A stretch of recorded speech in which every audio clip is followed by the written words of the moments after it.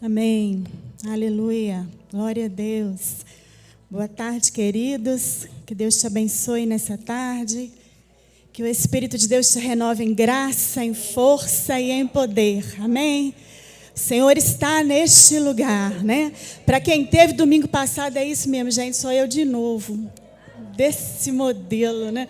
Falei com o pastor de novo, o povo vai enjoar. Ele falou de novo, então nós estamos aqui, tá? Então, me aguenta aí, me suporta em amor, em nome de Jesus. Nós estamos na saga de 2 Reis, né, gente? Já pegaram o esquema? Então, vamos lá, 2 Reis, capítulo 4, a partir do versículo 38. Obrigada, querido. A partir do versículo 38 até o versículo 41. Um texto muito interessante, muito diferenciado. E hoje eu quero falar com você da morte na panela, né? Nós vamos falar sobre um tempo de fome. Um tempo de fome que se torna um tempo perigoso. Porque quando nós temos fome, nós podemos cair no risco de nos alimentarmos de qualquer coisa, né? Esse é um perigo que nós corremos. Então segue aí comigo. 4:38. A morte que havia na panela é tirada. Eliseu voltou a Gilgal. Fala comigo, Gilgal. Eu sei que você está de máscara, não está querendo ser chatinha, mas é importante que você guarde isso, porque Gilgal é um lugar onde você e eu podemos estacionar.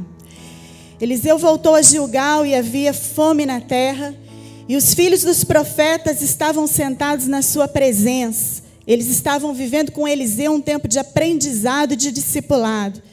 E disse ao seu moço, Eliseu dá uma ordem ao discípulo: põe a panela grande ao lume e faz um caldo de ervas para os filhos dos profetas. Bota para ferver, né? Então um deles saiu ao campo a fim de apanhar ervas e achando uma parva brava, né? Ou uma trepadeira, né? Algumas versões são um pouco diferenciadas, colheu dela sua capa cheia de colossíntidas e voltando cortou-as na panela do caldo, não sabendo o que era. Assim tiraram de comer para os homens. E havendo eles provado o caldo, clamaram dizendo: o homem de Deus, há morte na panela. E não puderam comer.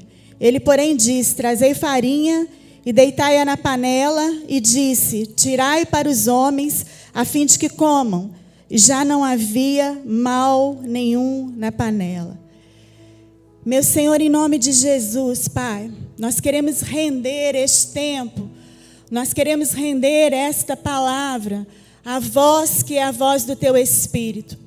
Nós queremos dizer ao Senhor, Pai, o quanto precisamos te ouvir nesta tarde. Senhor, nós queremos submeter os nossos sentimentos, as nossas razões.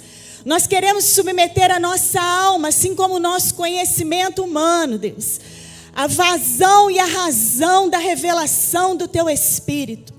Que o Senhor nos convença, que o Senhor nos fale, que o Senhor nos traga para um bom lugar, que é o lugar da habitação do Teu Espírito, aonde te ouvimos, Deus, aonde somos saciados pelo Senhor, Pai, aonde a Tua voz acalma o nosso coração, aonde a Tua voz nos traz paz, Senhor, aonde a Tua voz nos traz a convicção de que nós somos Teus, pertencemos ao Senhor e o Senhor é nosso, o nosso Pai, o nosso Senhor, o nosso seguro, a nossa alegria, a nossa força, a nossa esperança. Nós te adoramos, Espírito Santo de Deus. Te adoramos, Senhor, de todo o nosso coração. Existe uma presença doce de Deus neste lugar, meu querido. Se você quiser, levante as suas mãos, adore o Senhor. Eu creio de todo o meu coração, enquanto eu estava ali adorando, o Senhor falou comigo. Hoje é dia dele tirar alguns de nós do deserto. O Senhor me disse claramente: filha, tem pessoas aqui que estão tempo demais no deserto. E eu quero profeticamente dizer a você, querido, é tempo de você sair. Ele deseja te tirar desse lugar em nome de Jesus. Em nome de Jesus. Por isso, receba essa palavra no seu espírito. Receba a voz do Espírito Santo de Deus em nome de Jesus. Amém. Se tem uma coisa que eu tenho aprendido, sabe, Marinéia? É a Marinéia que está ali, gente? É, né? É isso aí. De máscara, né? Às vezes que é difícil, né? Se tem uma coisa que eu tenho aprendido nesses dias, eu ministrei isso num domingo na sala lá da escola dominical, não lembro que domingo que foi, mas eu estava dizendo para o pessoal que uma convicção muito forte que Deus tem trago sobre mim é que pode parecer muito simples para você, mas nós vamos vivendo aprendizados com Deus, né? É que toda voz de intimidação, né? Eu já falei para vocês sobre intimidação, é uma voz que nos assusta, que nos amedronta e que nos traz medo. Mas eu quero que você entenda que a voz do Espírito Santo de Deus é uma voz que convence. Entende? Ela é diferente. Ela não é uma voz que traz medo, insegurança, intimidação, que nos amedronta. Mas a voz do Espírito é uma voz suave, que mesmo que venha aqui endireitar os nossos caminhos, nesse sentido, ela é uma voz que nos traz paz e ela é uma voz que nos convence. Então eu não estou aqui para te convencer de nada hoje à tarde, amém? Glória a Deus, aleluia.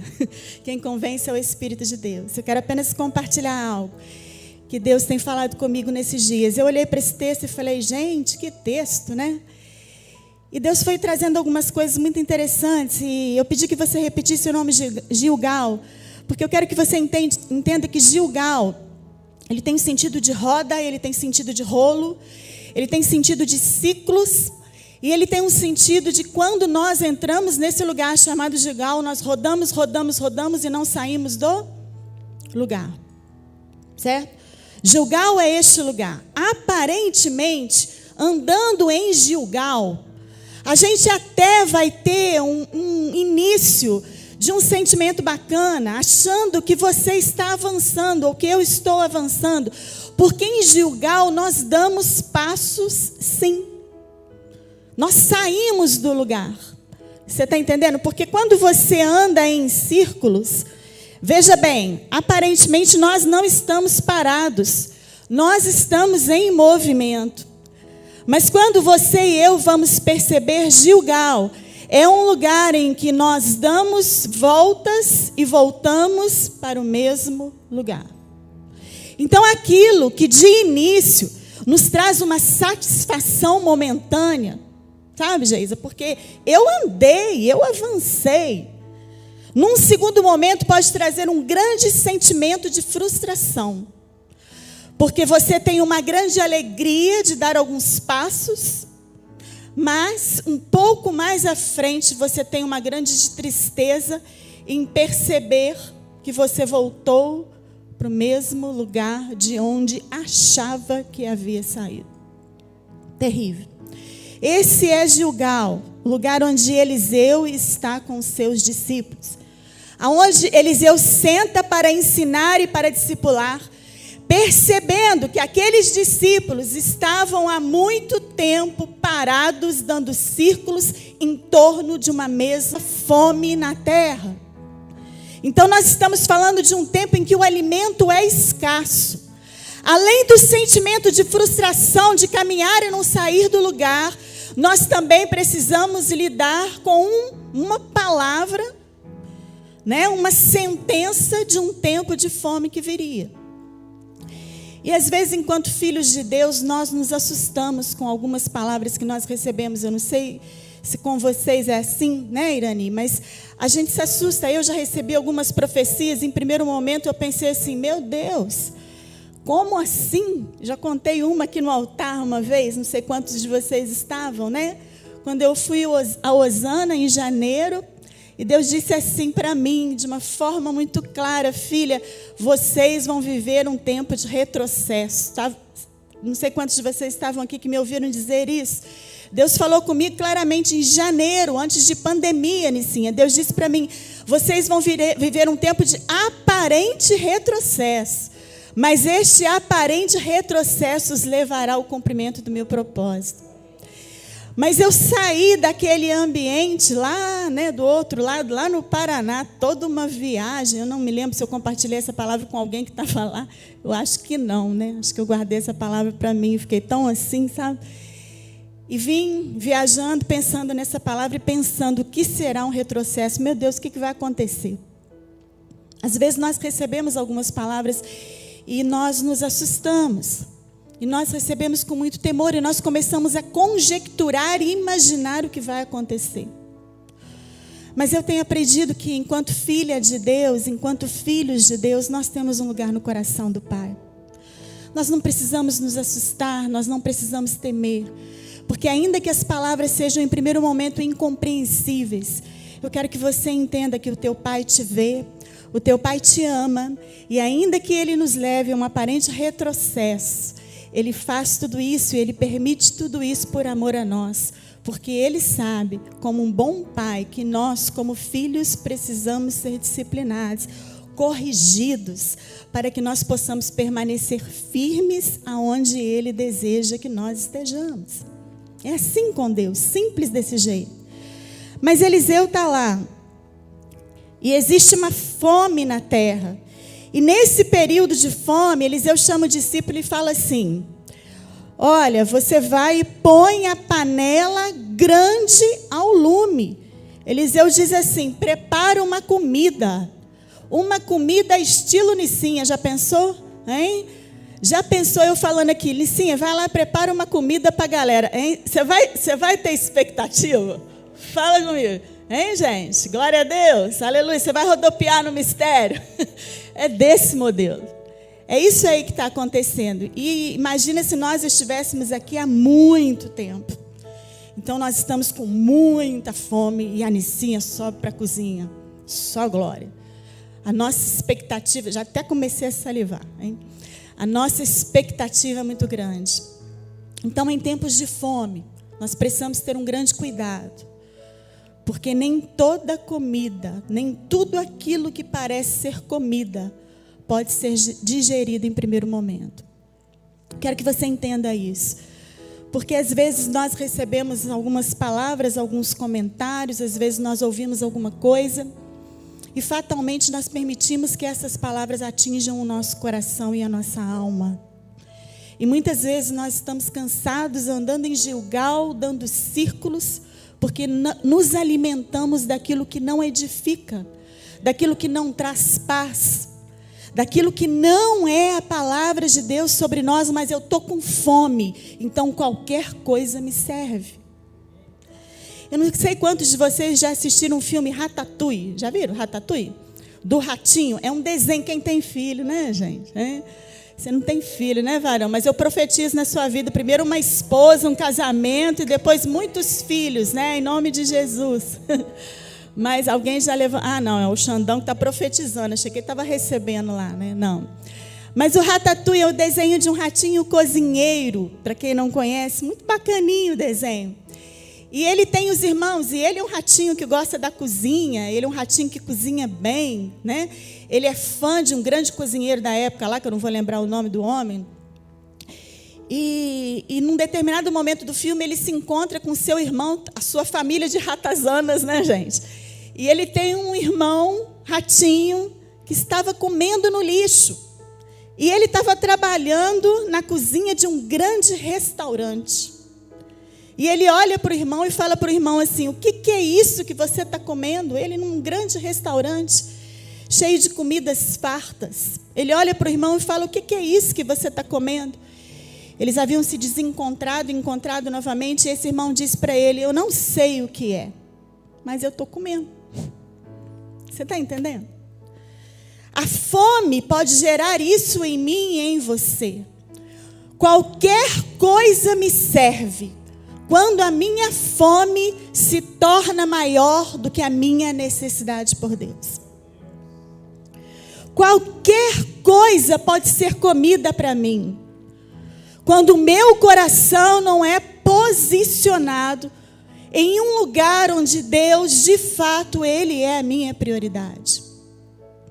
Nós podemos comer ótimas comidas, nós podemos nos vestir muito bem, nós podemos adquirir bens, nós podemos ser muito felizes, nós podemos almejar muitas coisas boas, meus queridos, mas eu quero que você entenda nessa tarde, com todo amor, com todo carinho que eu possa ter por você. se essas coisas preenchem o nosso coração mais do que a presença de Deus, nós podemos entrar num processo de grande frustração. Porque eu e você fomos criados para o louvor da glória de Deus. Nada pode satisfazer um coração que não esteja inteiramente rendido ao Senhor. Então vamos lá, senão o tempo acaba e eu não caminho no texto, né? Então Eliseu, ele pede o discípulo e o discípulo vai. E a panela grande aqui, eu fui pesquisar os textos, né, no original, as palavras no original. E a palavra grande, ela tem um sentido tão interessante. Porque grande, ele tem o sentido de ferver. Olha que interessante isso. O grande, a panela grande, ela tem um sentido de ferver. E eu fui perguntar para Deus, Senhor, ferver o quê? Ferver aquilo que está velho, aquilo que está crescendo, aquilo que está criando uma magnitude muito grande dentro de nós. Por quê? Porque esses discípulos, eles estavam lidando com todos esses sentimentos. Eles precisavam sair deste lugar chamado Gilgal, eles precisavam avançar. Eliseu discerniu isso no seu espírito. E muitas vezes nós estamos paralisados em Gilgal, porque nós temos tido, em função das nossas frustrações, crenças erradas a respeito daquilo que Deus quer fazer. Mesmo a respeito de quem Deus é. A gente começa a viajar na maionese. A gente começa a acreditar que as coisas não são bem assim. Hoje na escola de discípulos foi muito interessante, né? Porque eu estava contando para os meninos a respeito da Sofia. Eu tive uma experiência muito bacana com ela. E ministrando ao coração dela, ela não gosta de estudar. Ela fala que ela é burra, que ela não sabe. E a Sofia, ela tem essa coisa, né? E eu vou trabalhando com ela. E nós sentadas, eu falei, ela está estudando o livro de Mateus, sentada lendo a palavra. E nós estávamos lendo sobre João Batista. E o título do texto era Trovão no Deserto. E eu disse para ela, filha, o que é o trovão? E ela disse assim, aprendi na escola que o trovão é um barulho.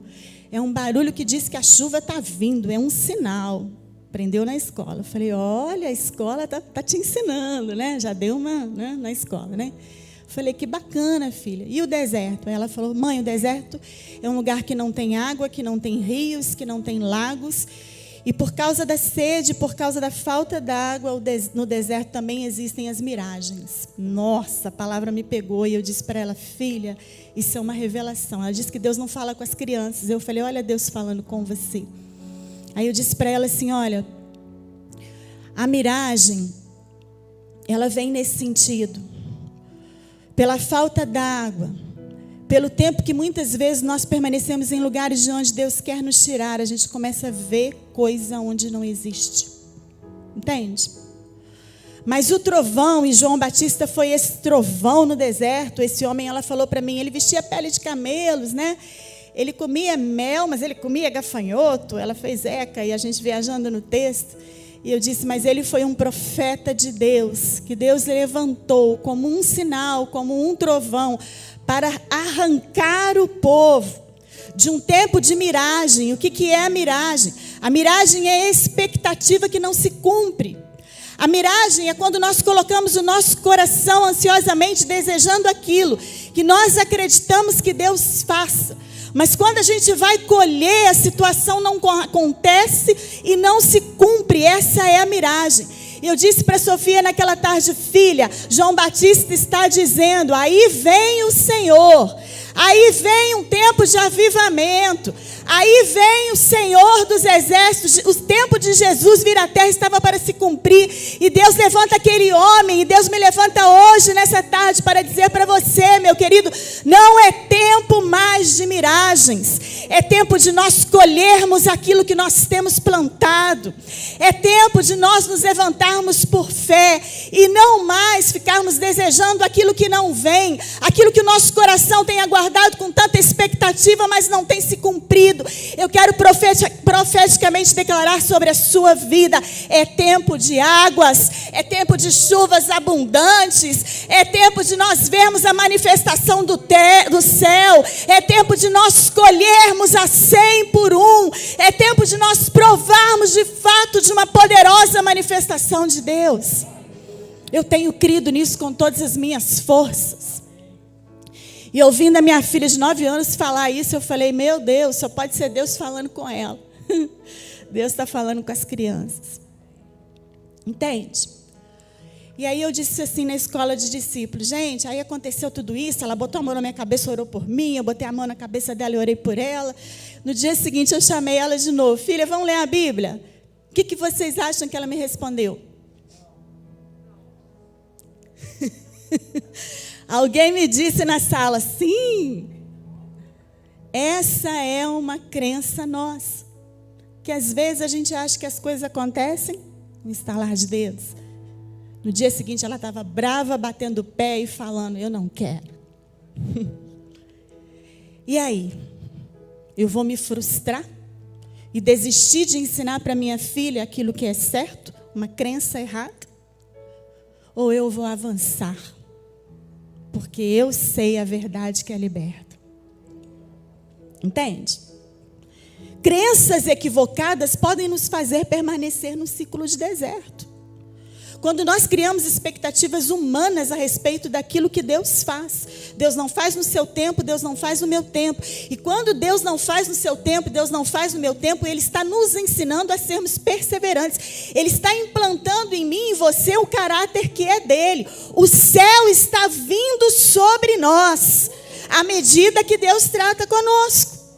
Só que a gente acha que o céu vem quando a menina tem experiência num dia, e no dia seguinte já está tudo perfeito. Meus irmãos, não é assim. Isso é Gilgal. Saia desse lugar em nome de Jesus. Seja uma pessoa perseverante. Seja um crente que crê. Seja uma crente que não ande pelas suas vistas, por aquilo que você vê, mas seja alguém que se levante na autoridade do nome de Jesus. E quando as circunstâncias disserem: não, eu não quero, eu não gosto, você se reanime no Senhor e recomece, e avance. Entende? É assim que nós saímos de Gilgal. E quando ele coloca a panela no lume, eu quero que você entenda que Eliseu está chamando os discípulos para a luz. Ele está dizendo assim: olha, coloca essa panela grande, coloca esse raciocínio equivocado, coloca, como o apóstolo Paulo, ele tem expressões muito interessantes. Eu anotei aqui para não esquecer, que eu esqueço de muita coisa, né, gente? Estou ficando de idade, né?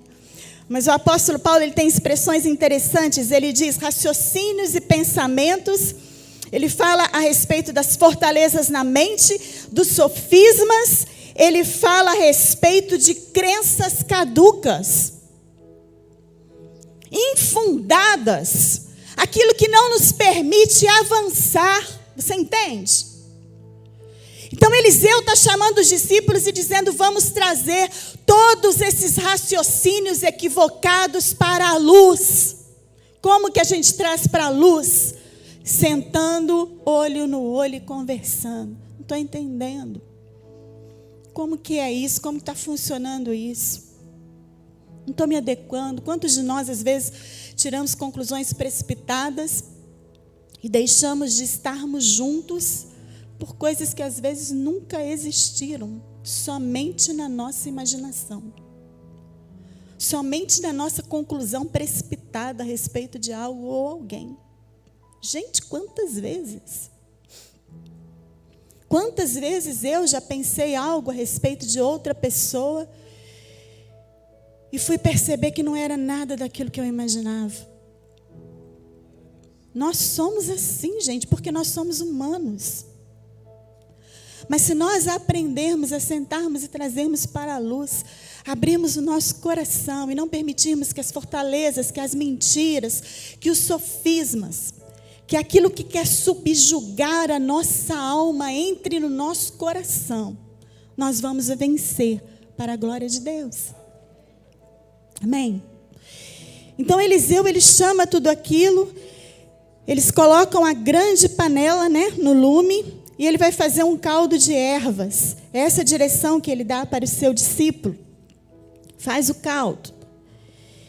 O profeta, ele dá uma direção, um comando simples. Põe a panela grande no lume e faze um caldo de ervas. Muito simples o que ele disse.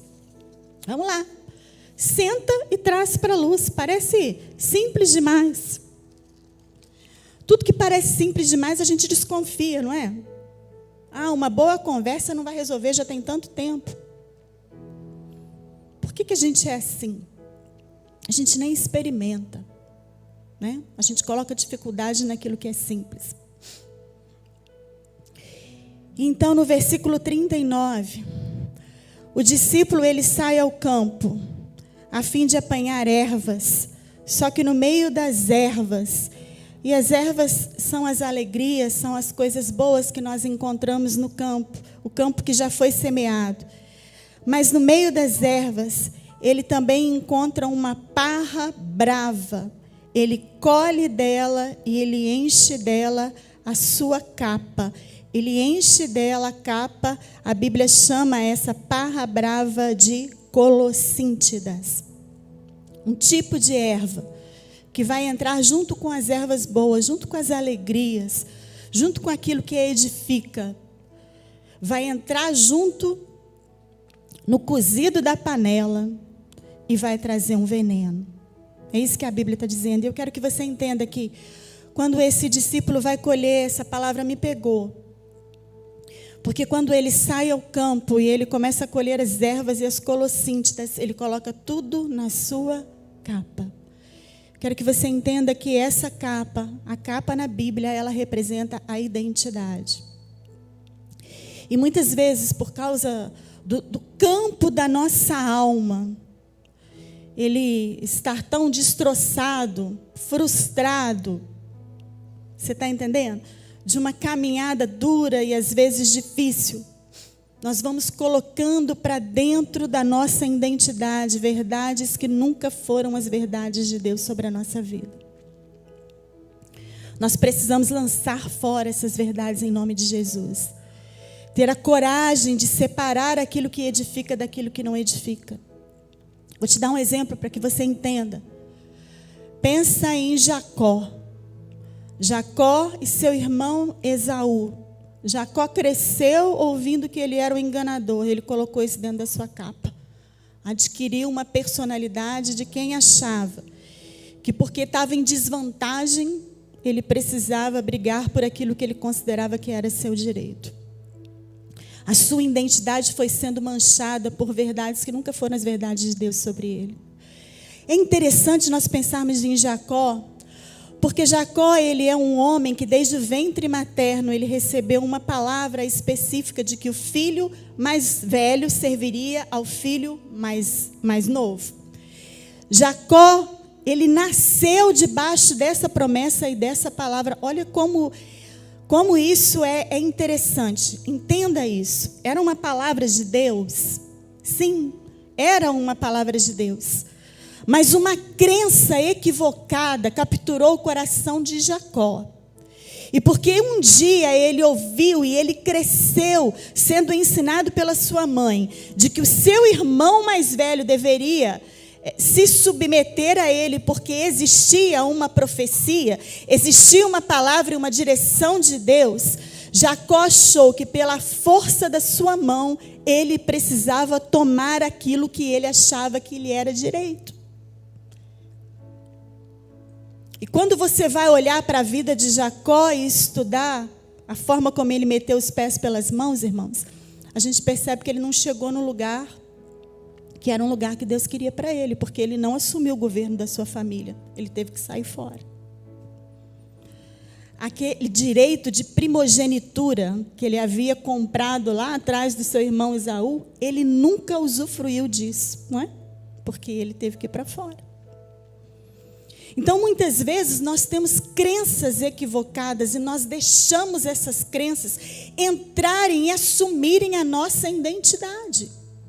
Você é um filho de Deus. Você nasceu para reinar. Amém, gente? Aí a gente pega essa palavra, eu nasci para reinar, a gente se acha que tem um rei na barriga e sai passando por cima de todo mundo. Não é isso que a Bíblia diz. Isso é uma crença velha e caduca, que precisa ser lançada fora do meio do arraial do povo de Deus. Nós nascemos para reinar, sim, reinar com Ele. Como Jesus reinou na terra, se submetendo à morte de cruz. Mas a gente quer ser o rei da cocada preta. Não sei que sentido tem esse negócio de rei da cocada preta, né? Mas tem um negócio que fala isso aí, né? Quer achar que é o tal, né? Quer passar por cima. Um dia nós vamos pesquisar isso aí. Então, Eliseu, nesse processo aqui, ele percebe o discípulo, e deixa eu te falar uma coisa.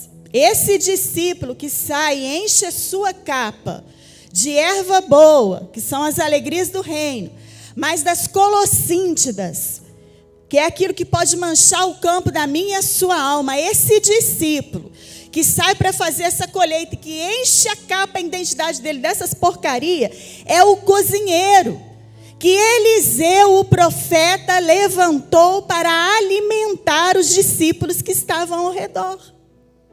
E aí a gente quer ser líder, né? Não é assim?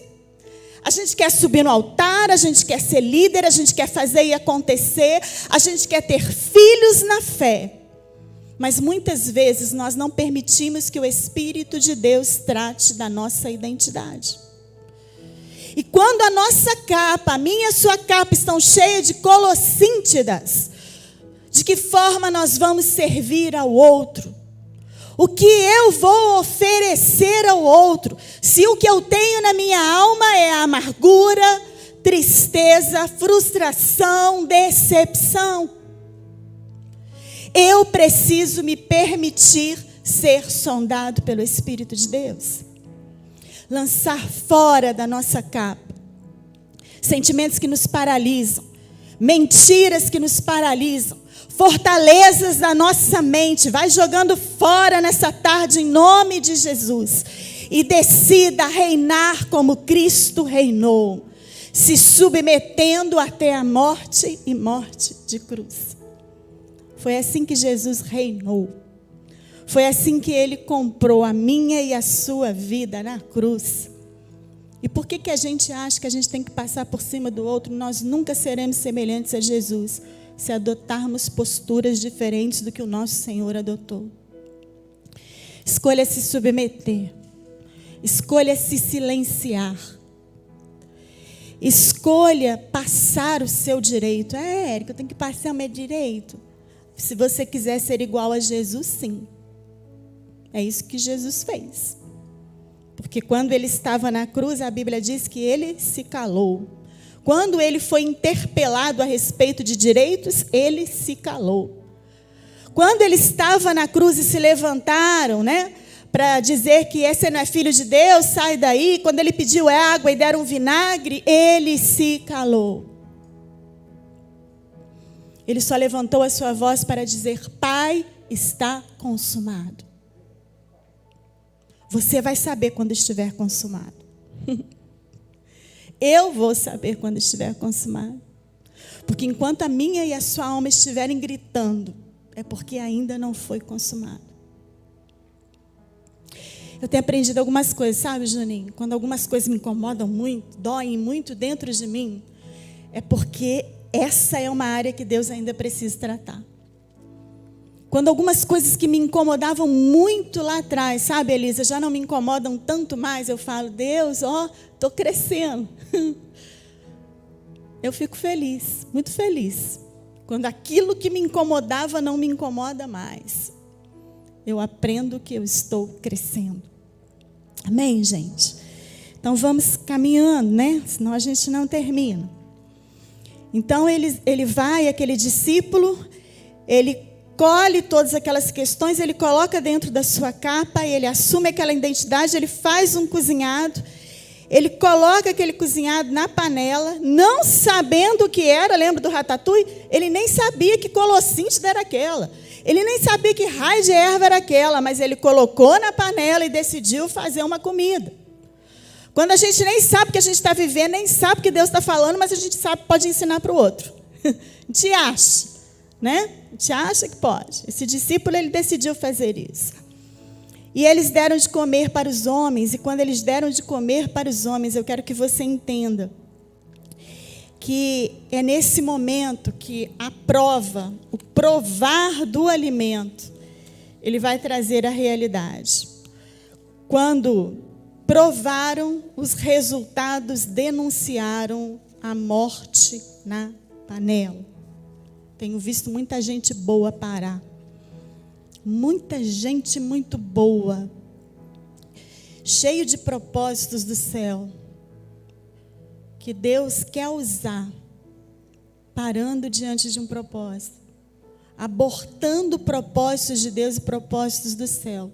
Porque a alma tem gritado muito. Se a minha alma não estiver debaixo dos meus pés, meus irmãos, se a sua alma não estiver debaixo dos seus pés, se os nossos sentimentos não estiverem debaixo do governo do Espírito, nós não vamos avançar.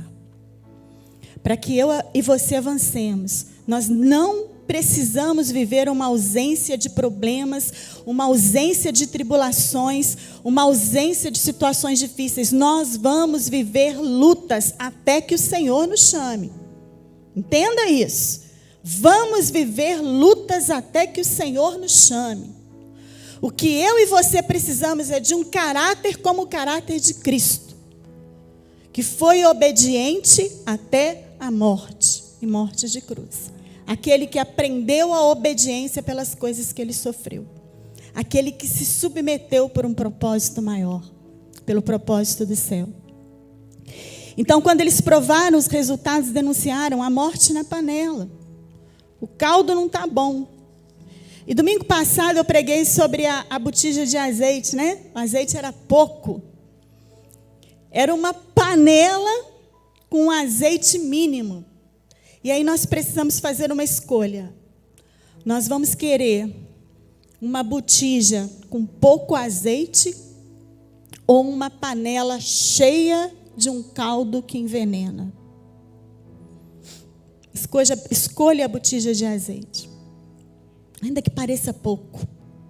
Ainda que pareça poucos, um começo pequeno. Um recomeço pequeno. É muito melhor começar no pequeno do que ser envenenado pelo muito. Por aquilo que pode capturar o nosso coração. Mas quando eles percebem que há a morte na panela, quando eles percebem que a identidade ela foi violada, que existe um veneno, que existe uma contaminação, eles levam o problema para o profeta, e o profeta, ele dá uma decisão simples, e aqui eu quero fechar com você, preste atenção nisso. O profeta, ele traz um diagnóstico simples, ele diz, traz uma farinha, e deita a farinha no caldo. E o que é essa farinha? A farinha, ela não tem um poder de mudar tirar um veneno, não existe um poder nessa farinha. Mas a farinha do hebraico é quemash, acho que é isso, né? Não sei se é assim que fala, quemash, sei lá. Ela significa moer. Do hebraico ela significa moer. E eu quero que você entenda que a fervura, a moenda, o aumento da pressão vão manifestar aquilo que traz contaminação para o campo da nossa alma. Porque a fervura, a moenda, vão separar aquilo que é bom daquilo que não é bom. Aquilo que é verdadeiro daquilo que é mentira dentro de nós. Aquilo que edifica, aquilo que é a verdade do céu sobre mim e sobre você. Daquilo que vem para roubar e tirar a nossa paz. Amém? Existe um grande poder na moenda. Entenda isso. E eu comecei aqui com você hoje falando de deserto, dizendo para você, irmãos, eu creio que Deus hoje quer tirar alguns desse lugar chamado deserto. Mas eu estou fechando com vocês, falando a respeito de um tempo de moeda, parece contraditório, mas não é. Eu quero que você entenda isso em nome de Jesus. A moeda pode vir e ela pode nos apertar. Mas se ela não te incomodar dentro do seu coração, se o seu espírito estiver pronto, olha o que Jesus disse para Deus, o espírito está pronto. Entende? Se o seu espírito estiver pronto, as situações elas podem vir, o tempo de moeda pode nos alcançar, nós podemos ser apertados, exprimidos, nós podemos ser pressionados. Mas se o nosso espírito estiver pronto, se sobre mim e sobre você houver uma revelação do céu, se nós entendermos o propósito pelo qual nós estamos passando, nada vai nos fazer parar. Entenda isso. Você acha que Jesus não parou por quê? Você acha que Jesus ele estava feliz com a cruz? Você acha que Jesus não sentiu os pregos? Você acha que Jesus não sentiu as chicotadas? Você acha que Jesus não ouviu as calúnias, as difamações,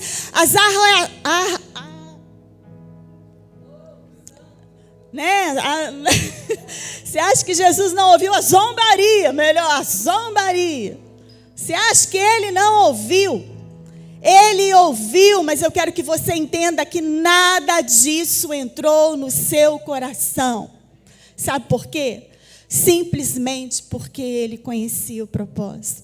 Ele sabia que aquela cruz era o lugar da minha e da sua libertação. Ele via a mim e ele via você.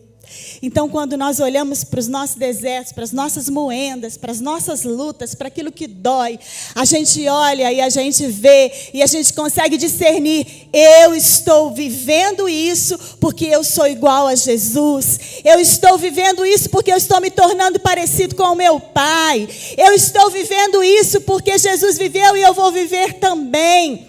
Eu estou vivendo essa situação porque eu quero ser voz de Deus na terra. Eu estou vivendo essa situação porque ela tem transformado a minha vida, o meu interior, e ela tem me feito um homem e uma mulher aprovado. Quando você mudar o foco, quando eu e você entendermos que as nossas tribulações, elas nos aproximam de Deus, que as nossas tribulações nos tornam igual ao nosso Pai, igual a Jesus, nós conseguiremos sim nos regozijar nos dias difíceis, olhar para as nossas moendas e nos alegrarmos nela, porque Deus tem tirado de mim e de você o melhor. Amém? Eu quero orar com você. É muito simples a palavra do profeta. Muito simples. Quando ele diz, joga farinha na panela. A gente espera, você está entendendo? A gente espera uma grande manifestação do céu. A gente espera que um anjo desça. A gente espera que um anjo desça com uma espada na mão e toque a panela.